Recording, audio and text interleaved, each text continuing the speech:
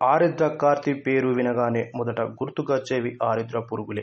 వాతావరణం చల్లబడి తొలకరి జల్లులు కురియగానే నల్లని నేలపైన ఎర్రని బొట్టులా మెరుస్తూ కనిపిస్తాయి. ఆరిద్ర పురుగులు కనబడడం వలన వర్షాలు సమృద్ధిగా పడి పంటలు అధికంగా పండుతాయని రైతన్నలు ఆనందం వ్యక్తం చేస్తారు.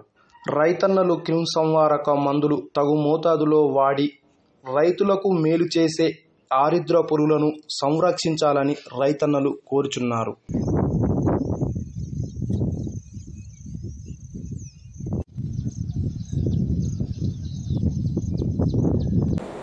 వెనకడ ఉన్న పెద్ద మనుషుల అగ్రికల్చర్ చేసినటువంటి రోజుల్లో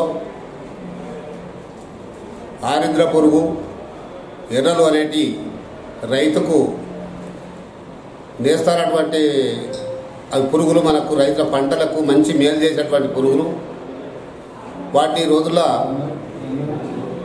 అంతా ఫర్టిలైజర్ మన ఏది పురుగు మందులు వాడుకుంటా, అడ్డమైన పురుగు మందులు వాడుకుంటా వీటిని కనాడకుండా చేస్తున్నారు. కాబట్టి వీటితో ఎంత ఎరువు తయారవుతుండే అంత ఎరువు తయారవుతుండే, భూమికి సారవంతంగా ఉంటా ఉండే. ఆరిద్ర పురుగులను, ఎర్రలను రైతులందరూ కూడా కాపాడుకోవాల్సిన అవసరం ఎంతైనా ఉంది. ఆరిద్ర పురుగు అనేది 40 అడుగుల లోతు నుండి మన ఆరిద్ర కార్తీ రాగానే అది బయటకు వస్తుంది అని అంటే మన రైతులకు మేలు చేసేందుకు వస్తుంది. కాబట్టి ఆ రైతులను మన ఆరిద్ర పురుగులను, ఎర్రలను కాపాడుకోవాల్సిన బాధ్యత రైతు సోదరులందరి మీద ఉన్నది. కాబట్టి దయచేసి గమనించవలసిందిగా కోరుతా ఉన్నాం.